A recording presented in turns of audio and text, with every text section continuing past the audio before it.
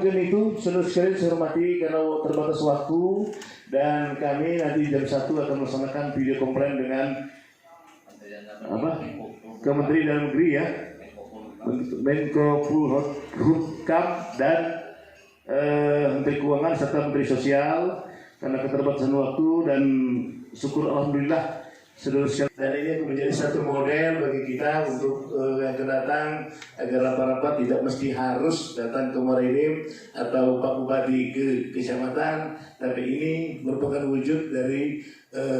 salah satu bentuk rapat-rapat yang akan kita laksanakan di masa yang akan datang. Terkait dengan persoalan mungkin sinyal yang ada di kecamatan, beberapa kecamatan yang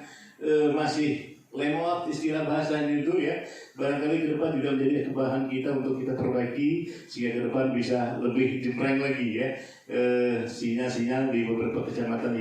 yang mungkin jauh ya dan terbatas. Oleh karena itu terima kasih, dan sebelum saya tutup sampaikan kata akhir, waktu dan tempatnya, persilakan.